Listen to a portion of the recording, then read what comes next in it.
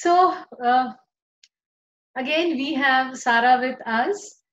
As said earlier, she is a pioneer in image consulting. As a fellow of Federation of Image Professionals International, and she has also published quite a books. She is an author of many books. She is a qualified executive coach and an international speaker. Sarah's business is focused exclusively on corporate market. Her clients are blue chip global brands, and she has an experience of over more than 15 years. Sarah has worked with over 16,000 men and women from UK, Europe, and many other regions. She works with her client in a variety of ways, including one-to-one coaching, leadership development workshops, and is a keynote speaker as well. Sarah has delivered a number of highly acclaimed conference workshops and webinars for AICI. She has published two books and she's coming up with a third one. And we are going to talk more about it in the interview. So, welcome, Sarah. It is great to have you here. Right. So, again, coming back to you, Sarah. Sure. Coming back to the interview. So, you have written 3 books. So, what is it that inspired you to write books? So going to an AICI conference inspired me because I saw a speaker who said, basically get and write a book, but mainly it's my clients. So as I work with people, I get such a clear insight into where they want to improve, how they want to get there, and the skills and the support that they need to develop the strength to be more effective. So outside of seeing someone at conference, frankly, it's always my clients that inspire me to write. So very true. Yeah, and it takes a lot of effort, Sarah, to write a book. So what were your challenges while writing book? Finding the time, number one. Scheduling then that time, because of course, writing a book is actually a whole day job on its own. Right. So planning the time and setting myself goals in terms of, well, how much do I want to have been written by certain dates? When is the point at which I want to move into editing what I've done and drawing under a line as opposed to keep adding. Finding someone who would publish my book, for sure, that's definitely a challenge. But then also thinking about, what do I want the book to help me achieve? Because it's one thing having a book written, but what's my purpose? Is my purpose to become the next J.K. Rowling? No. So then what's my purpose? And my purpose for me was, I want to use it to add credibility to my business, and I want to use it to create opportunities to speak at conferences and speak at events. So I think being clear on those sorts of things were a challenge, because of course I'd never done it before. Right. And I wasn't clear on what I was trying to achieve. I think it's very easy to get very busy doing a book, but then what's the commercial benefit of it? So I can so much relate to it, because last time when we had an interview, even I was thinking of writing book, and you actually inspired me, and I'm sure you're going to, with whatever you said, you're going to inspire quite a many. So there was Jeff Bezos of Google, right? Amazon. He's Amazon. Sorry. Yeah. Sorry. That's okay. Amazon. Yeah. So he was asked a question that, what is it that you would want more? And he said time. So that is actually a challenge. So what you said is perfectly correct.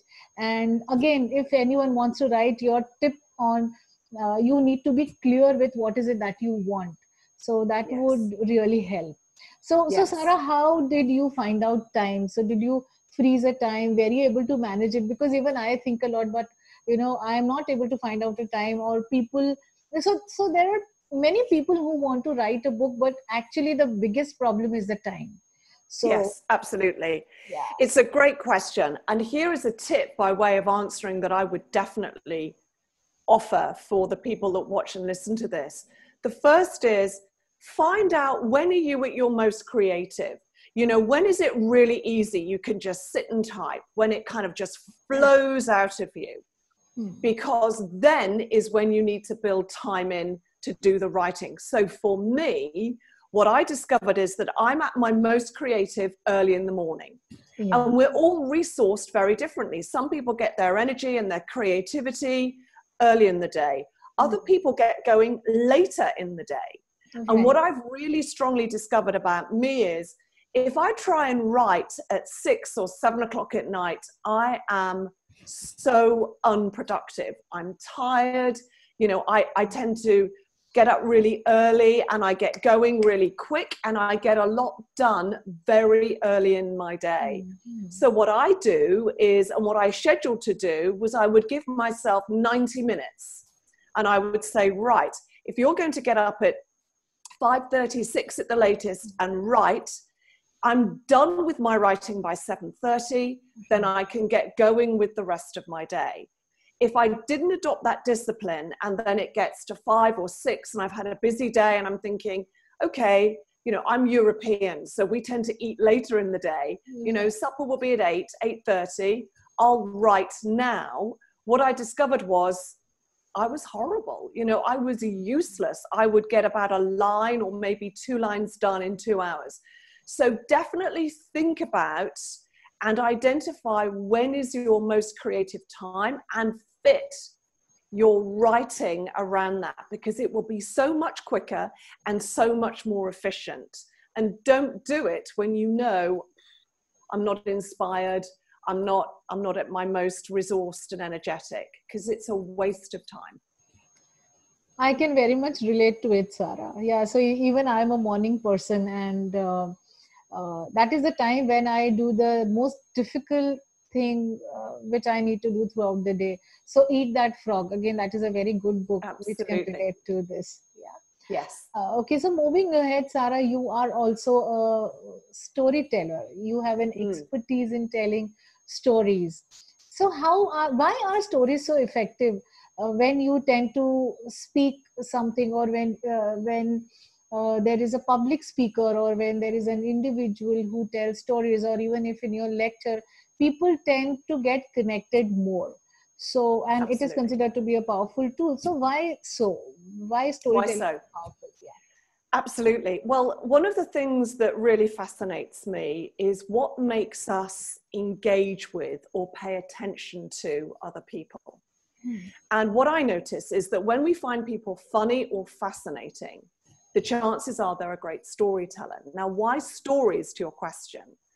Well, what is certainly true is that through generations, before paper was produced, before technology, you know, appeared, that the technology that's lasted through generations is actually storytelling. Storytelling is what has enabled tribes, countries, communities, faiths, families, teams, religions, cultures, traditions, rituals to survive. And they've survived for thousands of years. So irrespective of where we are in the world, what our culture, our family, our background, our faith might be, we're brought up on stories. That's the first thing that's absolutely true.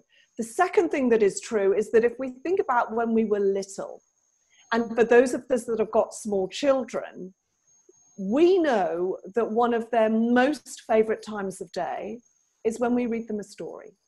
They become enraptured with it. They are fascinated. They are moved. They're excited. They're scared. They're fascinated. They're curious. They're laughing. It reaches our emotion. That's what stories do. They actually reach us in the heart, not just the head. And so we know that if that technology, or I believe that that technology, if it's that powerful, then there has to be a place for that technology today in business. And we need to understand and hone the skills to do it, because it's never been more difficult to get people's attention and then keep it.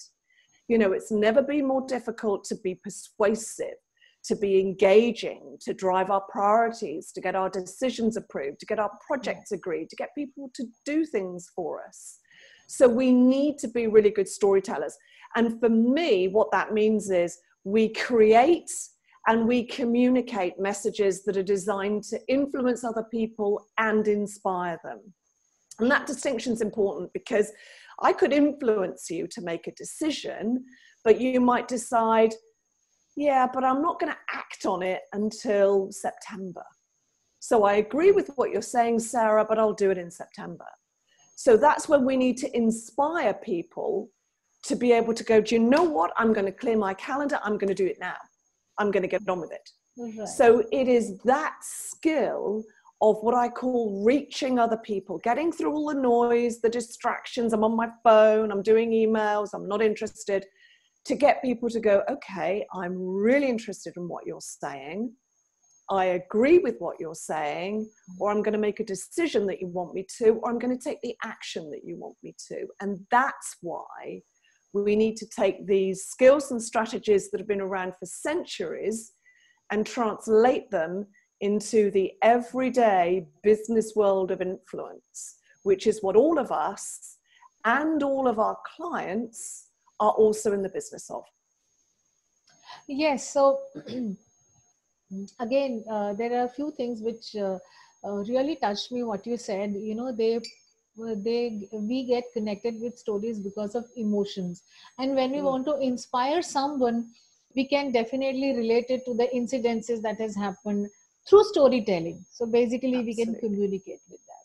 So, and you said a lot about dealing with the clients in business, in corporate. So can we relate business and storytelling, and how do we do it? Absolutely.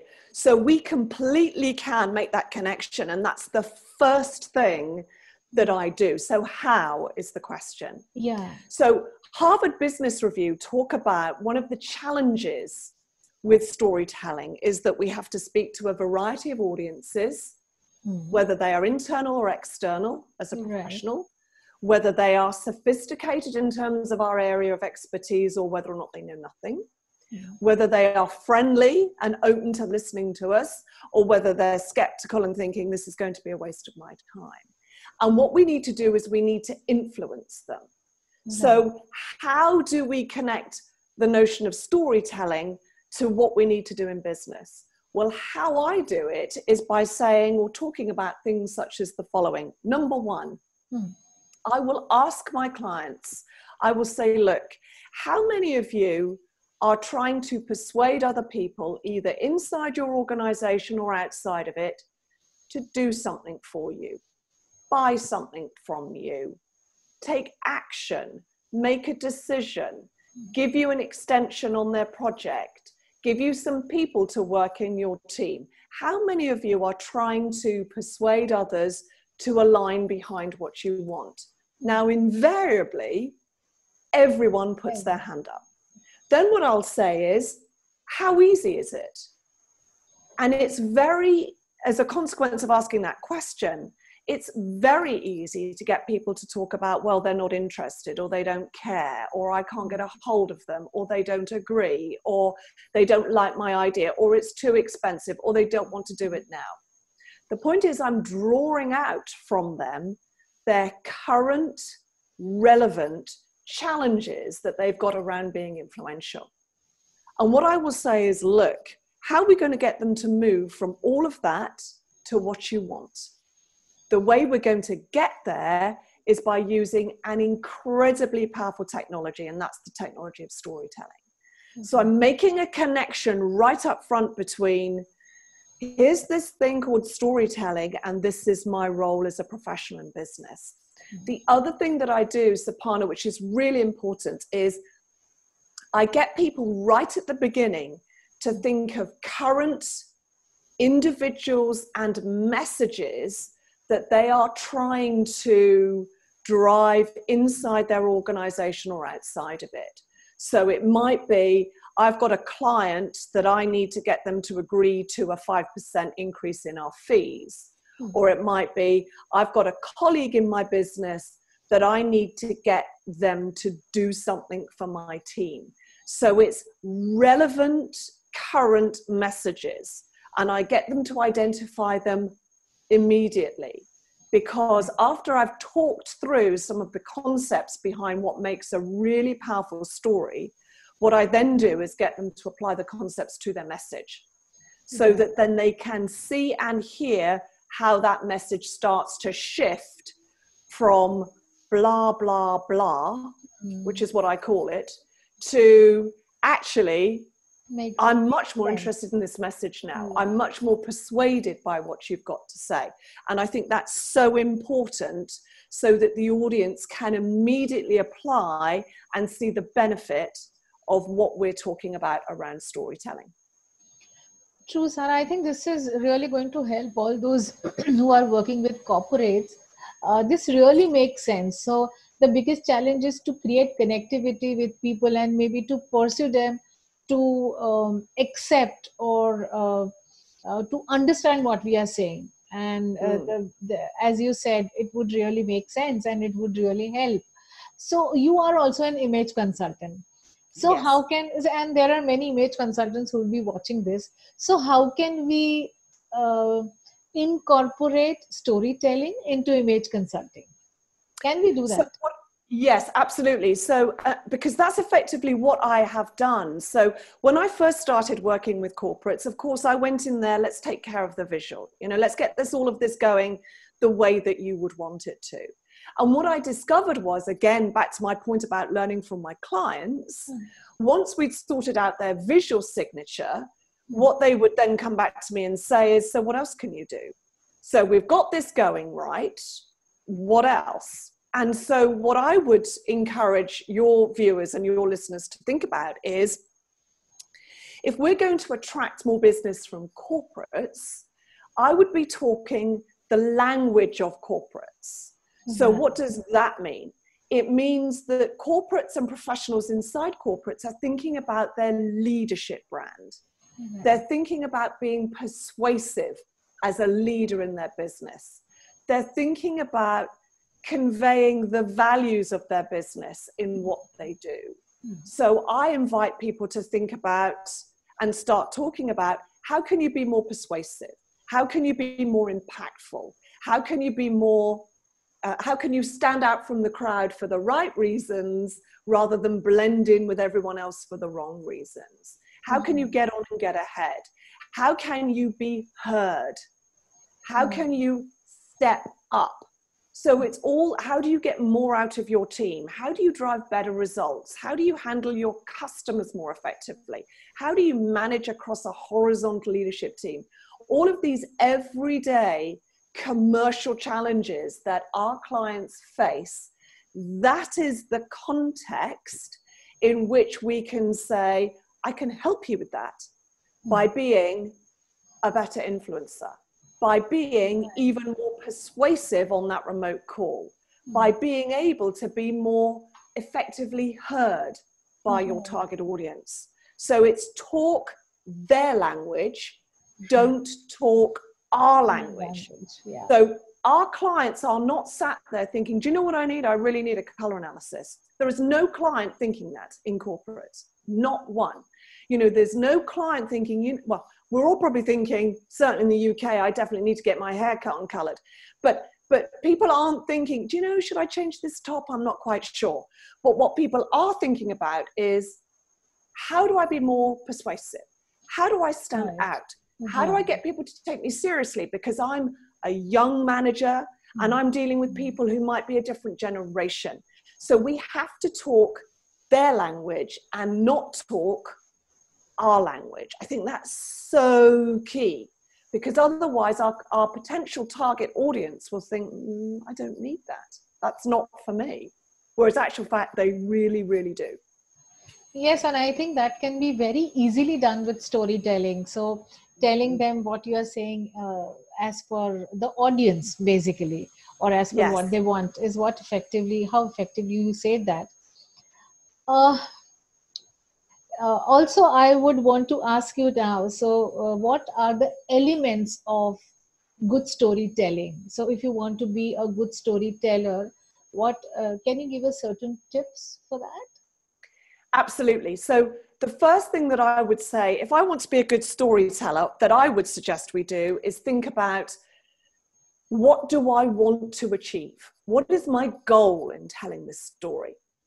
And that is so important as a place to start, because most people in business, most professionals talk too much when answering a question, when dealing with a challenge, when handling an objection, when positioning a product, when explaining the reason why we're going to do this project this way. Most people talk too much. And what does that drive? It drives just a lot of blah, blah, blah. It drives a lot of chats. It drives a lot of lengthy emails, but it doesn't drive clarity of a decision, an action, or a commitment. So be clear on what do you want to achieve. And the thing that I find really interesting, Sapana, is my first question is, what's your objective? In telling this story, what is your objective? So if I'm coaching clients, or if I'm working with them one-to-one or in groups, that is my first go-to question. What I'm really struck by is how often there is a fundamental lack of clarity when they answer that question. So you will have people saying things like, well, I've been talking to Bob and he works in supply chain, and Bob is someone that I'm really involved with. And I sent him an email and he sent me, and this is just all nonsense. So people aren't clear on, that's great, but what do you want to achieve with Bob? You know, do you want Bob to make a decision as a result of your message? Or do you want Bob to take an action? He needs to set up a meeting. He needs to get a supplier on the phone. He needs to do something. Or are you asking for something from Bob? Bob, I need 2 hours of your time. Bob, I need your foreman to come and join a remote call. Bob, I need $2,000 US from you. People aren't clear, Sapana, and that is where our communication then just falls over, because we're not clear on what we're trying to achieve. That is number one when it comes to tips around being a good storyteller. My second tip would be really expanding on the notion of what makes a story versus a message. And that is that all stories have a narrative arc. They have beginnings, middles, and ends. So our message or our story should be split into 3. It shouldn't be 4, 5, 8, or 10. It should be 3 specific parts, like a beginning, a middle, and an end. And the reason why that is so powerful is because it then helps us decide, what do we put in our message, but more importantly and more often, what do we take out?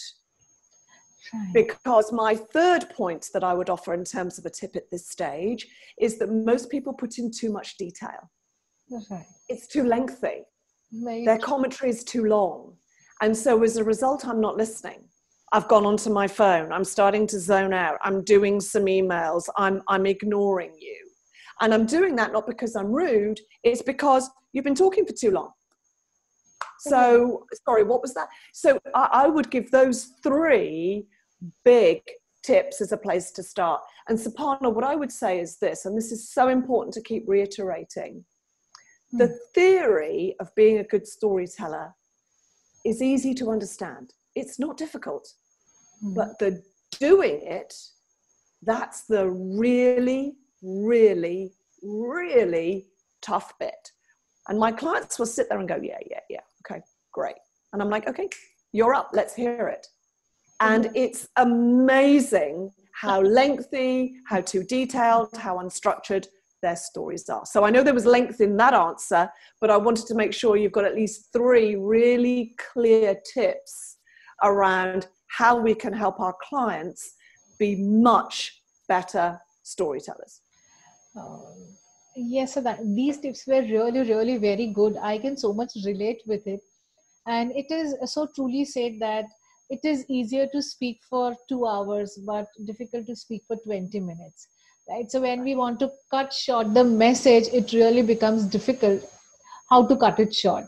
And but we need to develop these skills, and I'm sure storytelling is going to help us there. Absolutely. So, yeah, so I would just want to move ahead with the next topic, that is public speaking. So, Sarah, definitely, as we talk, and it is said that the fear of public speaking is more than the fear of death, That's right. right? So, why so? Why is it? Why is this fear of public speaking? So, we all have it, right? But how Yes. can we handle it? How can we manage it?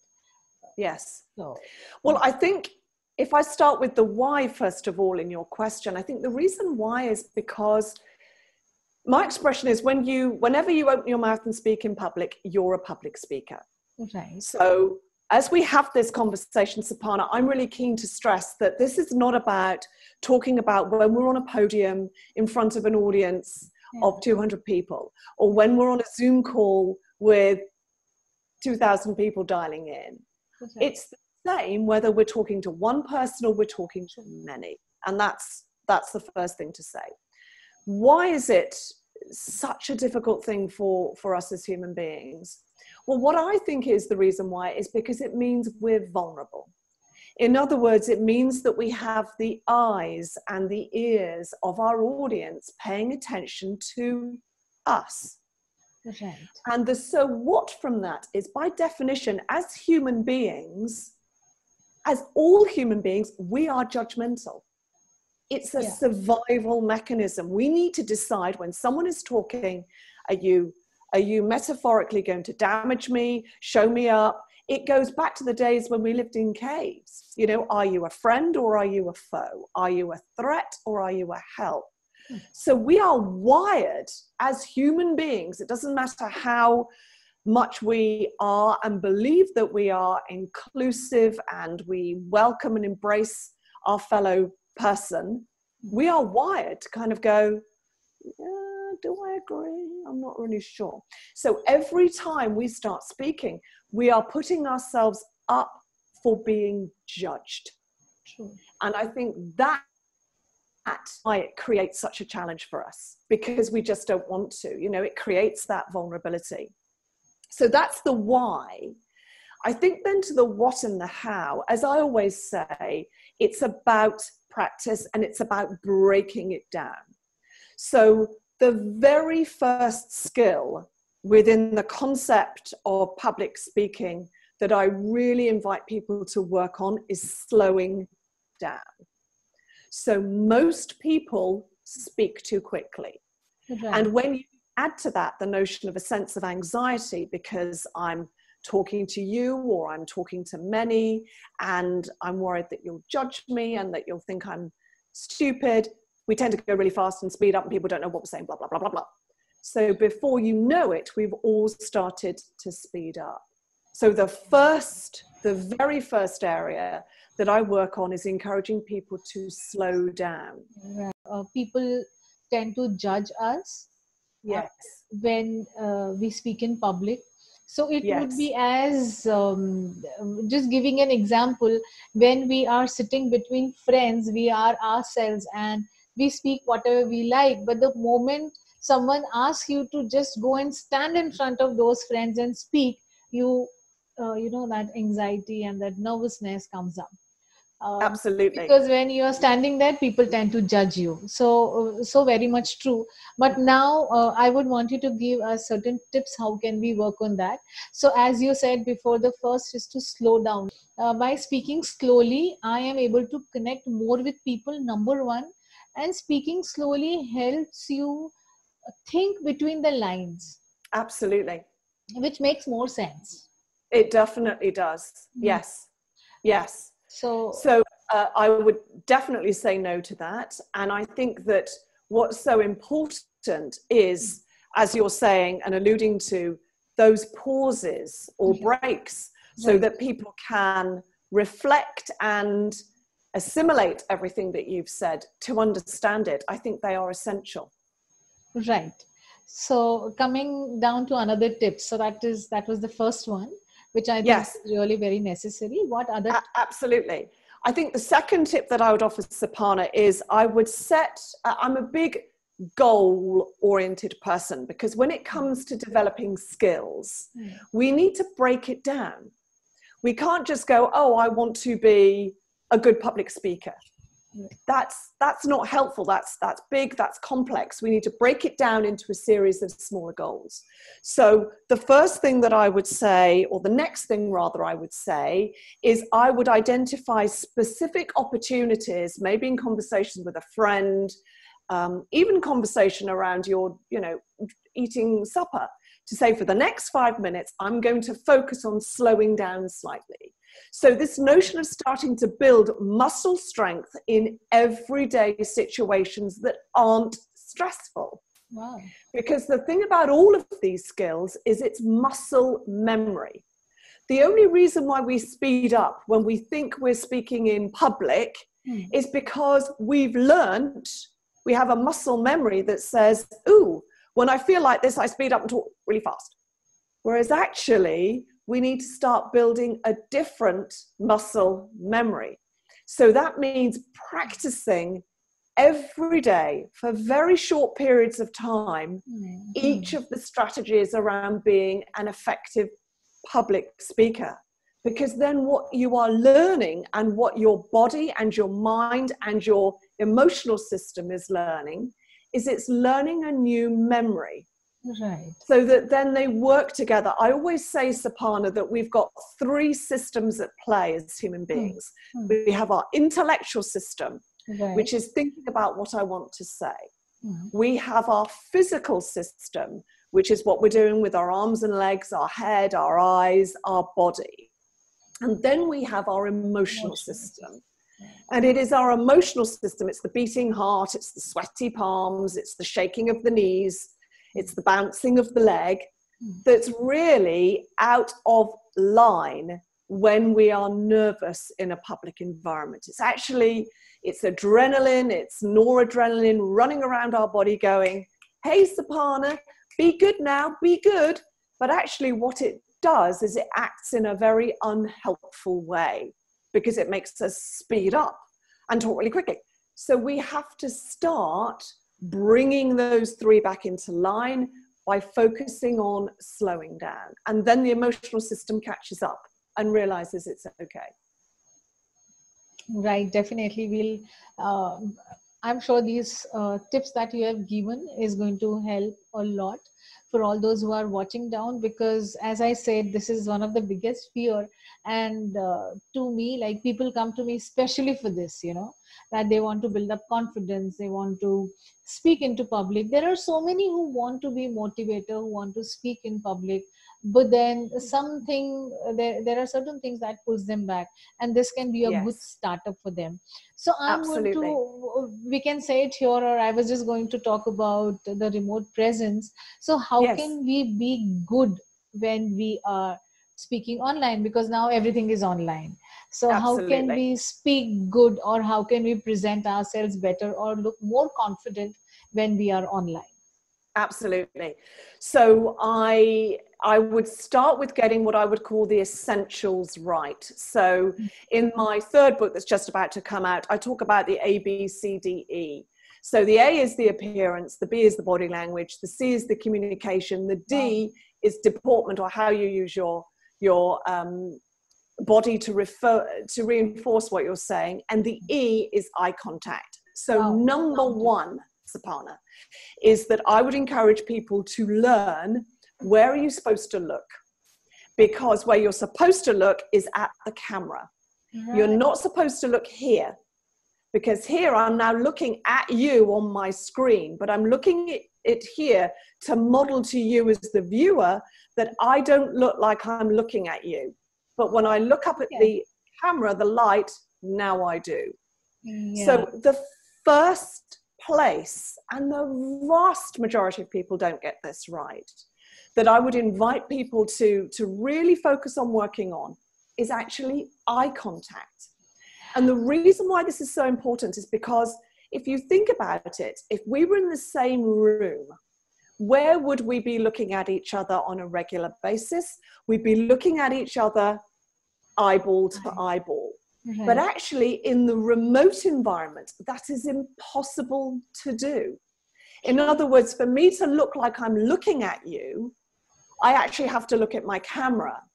Rather than when I'm looking at you here, because I've got your beautiful face on the screen here, it doesn't look like I'm looking at you. It looks like I'm looking at the side of my screen. And a small, go for it. Sarah, I'm just interrupting you here. I'm sorry for that. Not at all. But then when we look at the camera, for example, right now I'm looking at the camera and I look at you. So won't you feel that I am, so right now I'm looking at the camera, so won't you feel that I'm not looking at you? So no, I don't. I feel because you're looking at the camera, I can see that you're looking at me. What you can do is you can move your displays so that they sit right under your camera. Right. So it's very easy for me to look down and see with a minimal flick of my eye to see where you are. So your display of me is actually right underneath my camera, right underneath it. I've just moved it so that it's right underneath, which it makes it very easy for me to see where you are. Wow. This was a really good one. So a little more from you. Yeah, absolutely. So another would be frame. So if you look at me, I am about 2/3 to 3/4 of the frame. Right. And then I'm in the middle horizontally. So 2/3 to 3/4 vertically, and I'm centered horizontally. So I'm not over here, which would look strange, and I'm not over here, which would look strange. Right, so framing yourself in the right place is really important. I think I need to do it. It's good. I would always say be about arm's length, which is what I am away from the camera. And the reason why that's important is because the camera has got a wide angle lens. Yeah. So what that means is when you lean in, you become disproportionately much bigger and frankly terrifying. So, and that also has impact for things like when you're using your hands. So if I come towards you, suddenly my hand looks absolutely huge. So arm's length and keeping your gestures here rather than bringing them in here is a much better thing to do. Wow. Because it's much more in proportion and it's not overwhelming for your audience. You should definitely think about lighting. So I sit in front of 2 windows, but what I've also got is an LED light. You can get them online that I can turn to different levels of brightness, and it is directly above my screen so that I've got light hitting my face. Right. We don't. A lot of people sit in the dark, Sapana. I mean, you literally see them and it's really, really dark.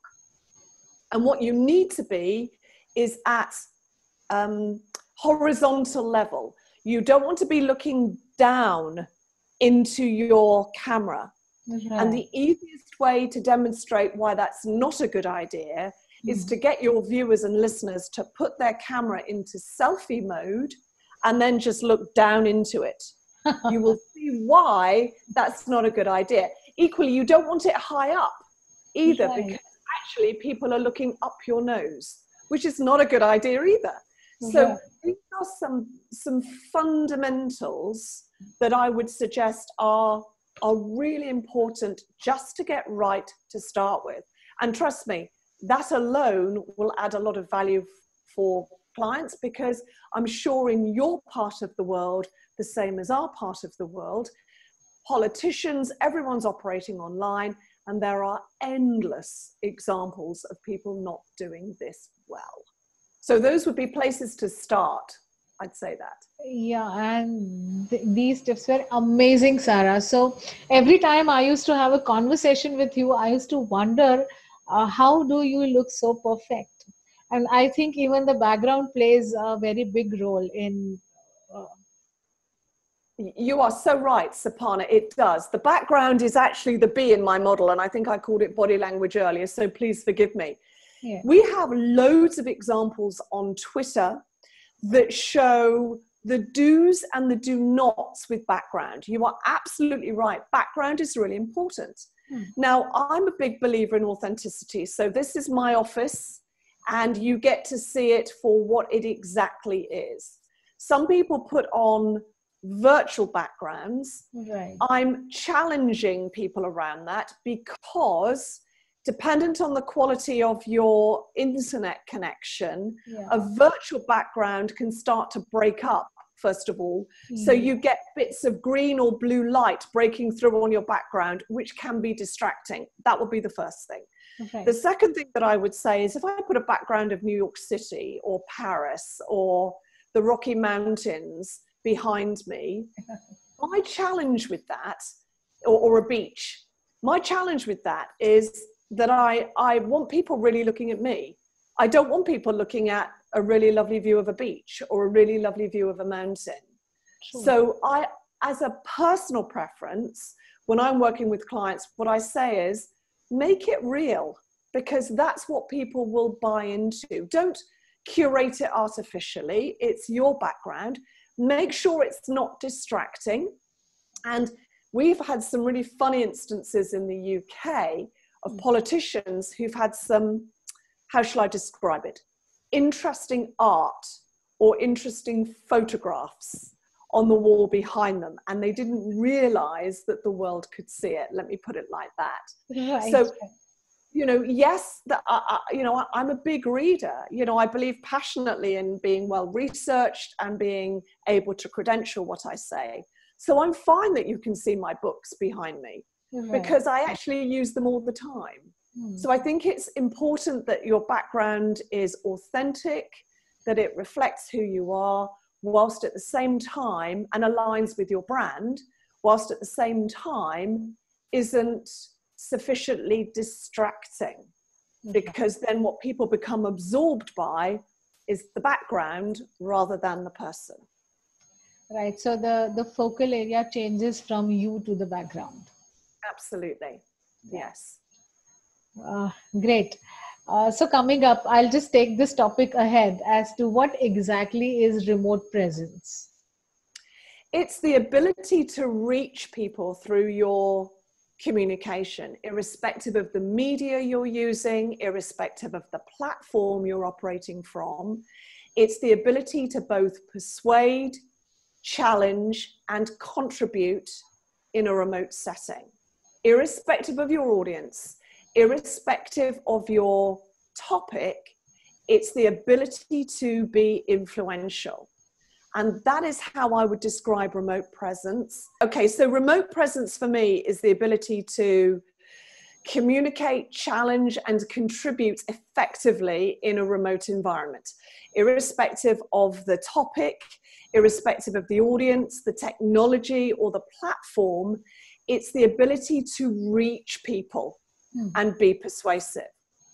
The reason why, as a definition, that is so critical, Sapana, I would suggest, is because this is what I call a distraction environment. In other words, it's never been easier for people to not listen to us. If they've got their camera turned off, if their microphone is on mute, we don't know if they're working out, feeding the cats, getting dressed, doing other emails, on another call. All of these things people can realistically get away with. We're talking often to the invisible audience, as I call it, and the silent audience, as I call it.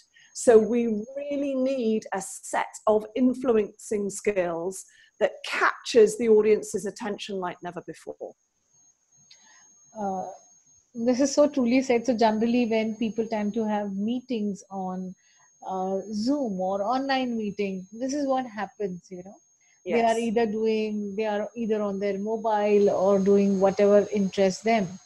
Yes. So COVID-19 has really changed the language of doing business. So we all have come online. The traffic that was probably on the road is now on internet. So what do you think, will this continue even after COVID? Even after the situations are better, still people would continue being online and doing more business and meeting online now because they have become used to it. Before this, they did not explore it. Now they have explored it. So do you think this will continue, or no, things would change? We'll come back to the normal scenario whatever it is? I think that it's a great question. I think that there will be certainly a greater proportion of time spent operating remotely than was the case before COVID-19.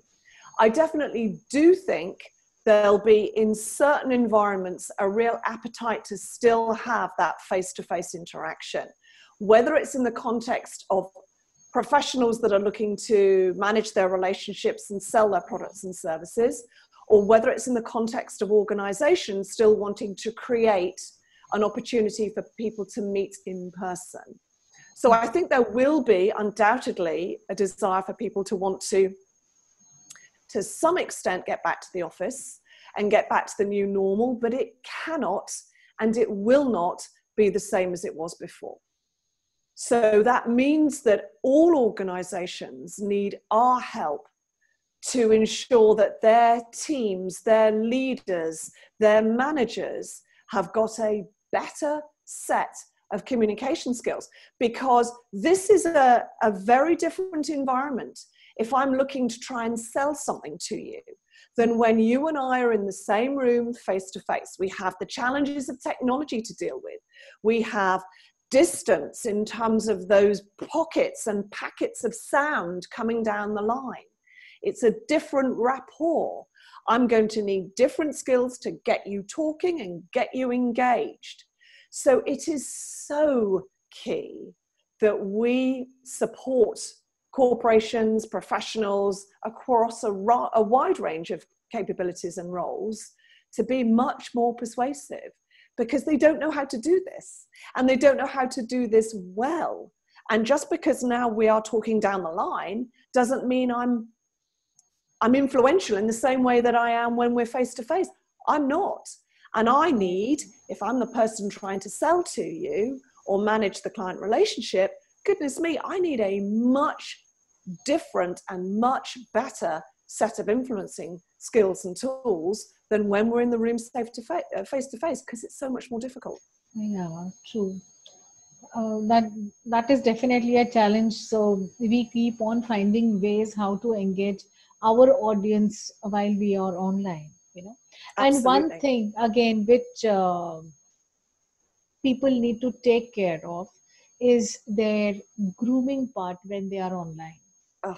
So because they are at home, they tend to be casual, and usually when they are in the meetings, we don't see them professionally dressed up. So what are the tips that you would give regarding related to grooming part when you are online? Absolutely. And I think you're so right to raise this, Aparna, because as part of my research, I found even in the last 3 months that professional service organizations like lawyers have been pulled up by judges in the United States because the judge has said, you know, you look like you're doing this from bed, frankly. You look like you're sat in your pajamas. So and we, a professional industry like lawyers, wouldn't need our help, but goodness me, they do. So why and how in terms of grooming, let me offer some immediate thoughts. Number one, or let me give a contrast by way before I go to my first point. When I first started becoming an image consultant, it was grooming that I felt most uncomfortable with, because I felt like, am I really telling people to make sure they brush their hair and clean their teeth, you know, and so forth. I felt uncomfortable with it, particularly in a professional environment. Yeah. But now it is essential. And I start with grooming, having our hair done. For gentlemen, if I'm wearing a beard, I've got no difficulty with facial hair, but make sure that it's trimmed. Not to have light reflecting glasses, not to wear very jangly and distracting earrings. Women need makeup. And that's not me being anti-feminist, that's not being sexist, but making sure that we don't wear high shine eyeshadow, high shine powder or blusher. Even for gentlemen who don't have much hair on their head, if we are prone to sweat, we need a bit of powder. We need actually to draw the eye to the eyes and to the mouth if we're women. And the purpose in so doing, I go to the world of nature. And what I say is this: as we get older, we lose our coloring. And when you are up close in the mirror cleaning your teeth, you look great. But when you are now communicating down the line at distance, we need to show up looking like we care. And the reason why our grooming is so important, I will use the analogy of the military. I'm married to a military man. Right. I would argue that any military personnel knows the definition of being in a life-threatening situation. Yet you look at the grooming of any military personnel, you look at their uniform, it is immaculate. It is immaculate. And so should we be. Because in terms of, I call it waist level wear, we've got to make sure that the grooming is well taken care of, because then it shows that I care, you're important to me, I haven't just fallen out of bed, I'm not doing this from being sat on my bed. And therefore, the trust that you have in what I say automatically rises. So getting the things, as I say, like the hair, the makeup, the non-reflecting glasses, the grooming for gentlemen if it's around the beard, making sure that on the top half what we wear is something that is appropriate. You can wear shorts on the bottom half, you can wear flip-flops, I don't care. It is usually only the top half of us that our audience will see. Right. In more sophisticated environments, when we do return to the office, and we are using technology that means that we can be seen head to foot, that is a different conversation. But for now, it is getting this bit right that is so important. Not too jangly. I've taken off all of my jangly bracelets for this conversation that I love, because otherwise it would be bang, bang, bang, bang. That's distracting. We don't need any of that. I've taken out my big earrings that normally would be swishing around with my hair, because we don't need that pinging around. We don't need a overly dramatic necklace. I normally wear big dramatic jewelry. I want you looking at this. I don't want you looking at something that distracts. Those are some of the tips, Aparna, I would offer for grooming. Well, smiling is important. That's something else, you know, we do, and you've got a beautiful smile, Aparna, and actually in the context of remote presence, it's a really important point that you're making, because when we smile, our audience is much more likely to smile back at us. It's a mirror signal, you know, so it's an important thing to do to show that I hear you, I respect you, I'm glad to be in your presence. It's an important thing to do. True, very true. And you are too good at that. So coming to the last topic, which is executive presence. Yes. So why is executive presence so important, and why do people care too much about it? And we have felt with our experience that if you do not have presence, you don't feel confident. Yes. Right. So the reason why this is so important is because we work in a world where we need to be heard and understood. I could change the word executive for leadership presence, or I could change the word executive for professional presence. Right. But what I mean, so you don't have to be an executive to need what we're talking about now. People that have got executives are people who are, I call them people who radiate confidence. Now, what I mean by that is not arrogance. I mean that it is someone who, through their communication, can command the attention of the audience. They don't demand the attention of the audience. Right. And those two things are very different. Right. We are trying to influence people who might come from a different generation to us, or might have a different set of priorities to us, or might care about different things to us.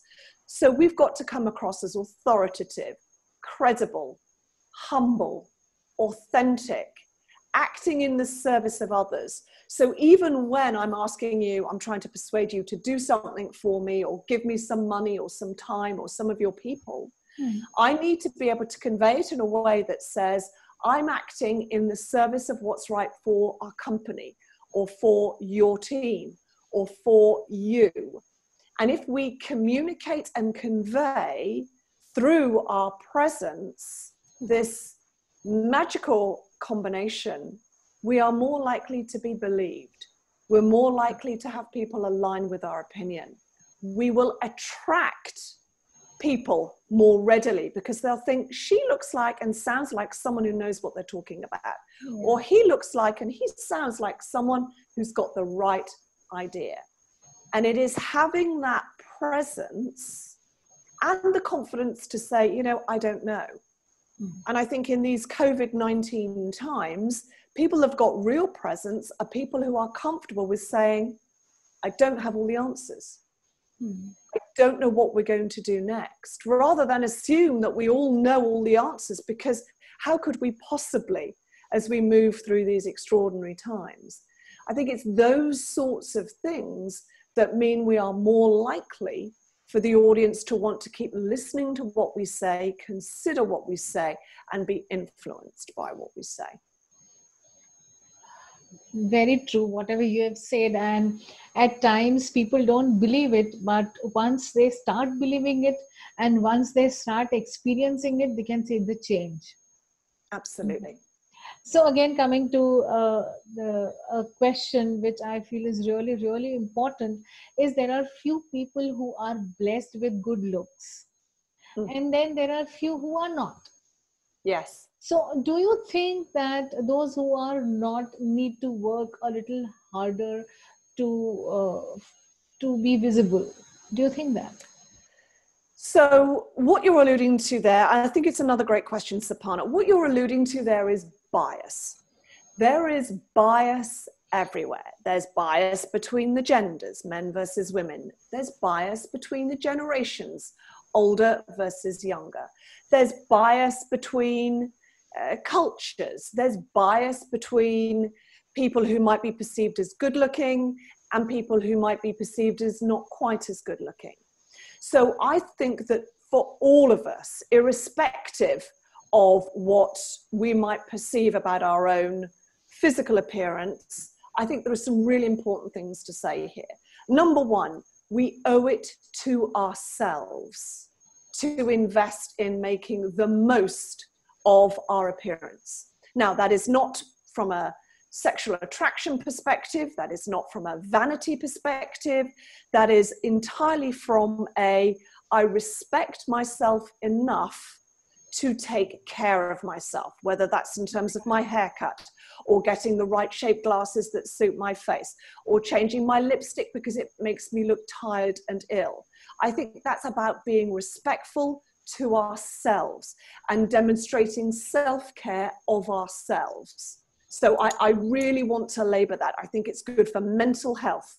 I think it's good for emotional health. If we take care of ourselves, that's not vanity, that's not celebrity, that's not anything that is narcissistic, vain, or trivial. I think that's fundamental to being a productive and healthy member of society. So now I've got off my soapbox around that. Let me come to the second part of your question, which is about visibility. I think that for all of us, we need to realize that it's never been harder to be visible.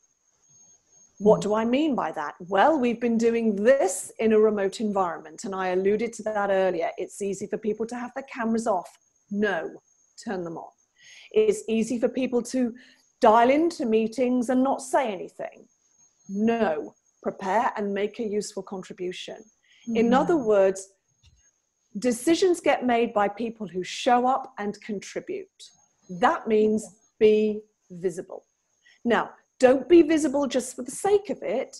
Be visible in the service of others. In other words, prepare for the session, ask good questions, show appreciation of others, add to what others are saying, and show up visibly looking like you've made an effort, looking like you care about yourself, looking like you look after yourself. And with all of the reasons that I explained earlier that are very positive reasons, that means we can make useful contributions. I think it's too easy to hide in business today. It's too easy to dial into calls, do email. Actually, don't dial into the call if all you want to do is do email. What we should do to show visibility, particularly if it's a meeting that keeps happening and we keep thinking, I don't know what the value of this meeting is, one of the ways to show visibility would be to say, can we talk about what we need to achieve in these sessions and whether or not I can do more to add more value? Because actually what I'm noticing is the conversations we're having aren't really useful to me or aren't really ones I can contribute to. In other words, we should talk about communication more often with people so that they can regularly review whether or not we do need everyone at this meeting or we do need to get back on track. So these are all ways in which all of us need to focus on our visibility. And visibility isn't the end goal. Visibility is the means by which we achieve decisions, actions, progress, results, sales, engagement, etc., etc. So again, Suparna, forgive me, there is length in my answer, but it is because I'm so passionate about what you're talking about here, and I think it's so important. No, definitely. The passion that you are sharing, it goes within us, and it gives us a path or road to achieve things. Absolutely. So people tend to accept what is easier. So as you said, because it is easier not to be visible, we tend to do emails or we tend to send messages. But as you said, it would always make sense, to get connected, to be visible. Absolutely. Absolutely. No, I completely agree with that. True, Sarah. So I think, Sarah, it was great. Like I am fine still going ahead with it. It is all about time. I would just continue and I would love to keep on talking with you to get so many suggestions. And oh, bless your heart. I wish, but I have another call, lovely lady. We have to Exactly. But just one question, a personal question from my end. Certainly.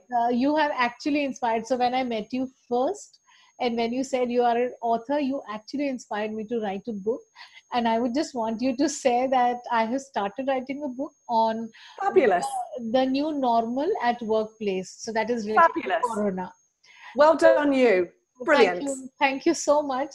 And just one thing, I'm sure you will be able to guide me. I want to release this book ASAP.